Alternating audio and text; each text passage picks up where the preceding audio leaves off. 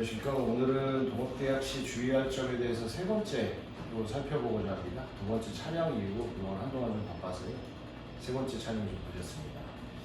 오늘 먼저 살펴본 부분은 계약을 체결했었을 때 투자 또는 대여를 합니다.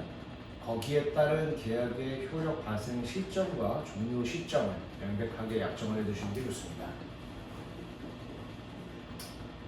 처음에 시작을 했었을 때부터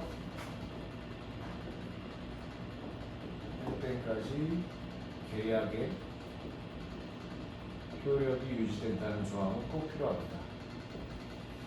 계약 기간 중에 어떤 채무불이행이나 의무를 이행하지 않았었을 때 계약이 유효하다는 조건에서 약정에 따른 의무이행을 청구할 수 있고요. 만약에 계약이 종료 시점 이후에 어떤 문제가 생겼다라고 했었을 때 이 계약에 따른 약정으로 부담하느냐 아니면 손해배상이나 부담하게 하느냐 이런 부분은 법률적으로 매우 중요한 부분입니다. 두 번째로 살펴봤었을 때는 투자 또는 대여 기간에 시작과 종료 시점을 명백하게 약정을 해둔다라고 했었을 때 반환 약정을 하는 경우가 있습니다. 이 계약 기간 중에 어떤 투자 원금이나 수익금 또는 대여를 했었을 때 차용금의 원금이나 이자, 지급 기한을 명백하게 약정해 두는 것이 좋습니다.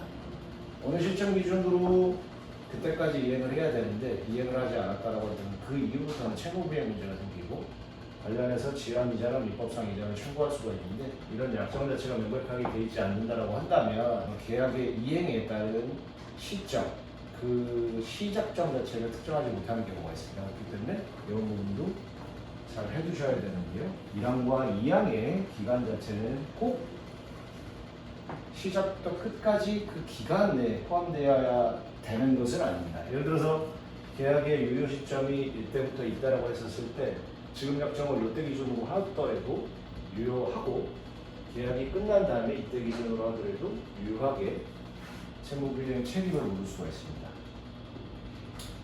세 번째로 봤었을 때는 계약 기간 중에 어떠한 이유로 일방이 계약 물건에 대한 권리를 포기하는 경우가 있습니다.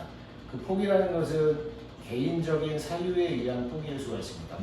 의무이행을 해야 되는데 대금이 준비가 되지 않았다거나 어떤 물건을 넘겨야 하거나 물건을 투자하거나 물건을 대여를 해서 수익을 받아야 되는데 그 물건 자체가 망가졌다거나 여러 가지 사유가 있는데 어떠한 사유로든 계약 자체의 목적물 자체를 일방이 포기하게 했었을 때 포기할 때 거기에 따른 의무 규정을 규정하는 것이 좋습니다.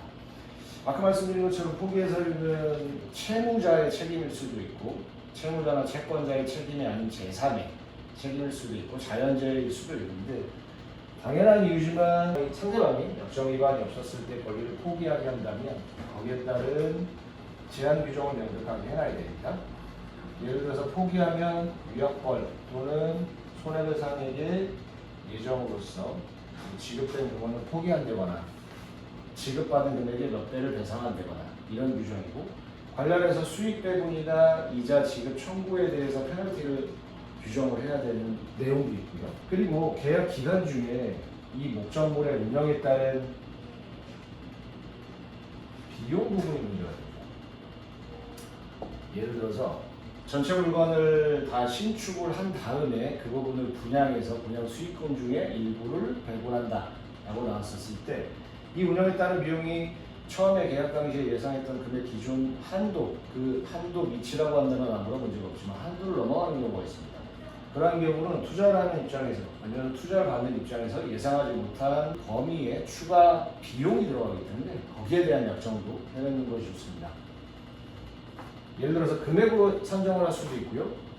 원가 기준으로 몇 프로 이상 넘었었을 때는 어떻게 배분한다는 약정을 별도로 할 수도 있고 이렇습니다. 그리고 공사 관련해서 진행한다면 세금 관련해서가 문제가 됩니다. 매입세 공제나 각종 공과금, 세금 관련해서 어떻게 처리를 하고 어떻게 정리를 할지, 배분 비율이나 투자에 따른 약정이나 투자 비율에 따른 손실 부담 약정 같은 부분이 가장 중요한 부분입니다. 이런 부분을 살펴보는 이유는 저희가 오랫동안 변호사 생활을 하면서 투자를 하는 측이나 투자를 받는 측이나 관련되는 약정이 제대로 이행되지 않았거나 아니면 뭐 서류가 없는 경우도 많았습니다. 그런 부분을 보면서 이 부분 자체를 명백하게 약정을 해본다면 추후 문제가 생겼었을 경우 기준이 될 수가 있기 때문에 말씀을 드리는 부분인데, 투자를 하시는 측이나 투자를 받으시는 측이나 이런 부분을 고려하셔서 계약 체결 시 주의를 하셨으면 좋겠고요. 오늘은 이 정도 살펴보고 다음 기일에는 등록계약 시 주의할 점에 대해서 네 번째로 살펴보도록 하겠습니다. 이상입니다.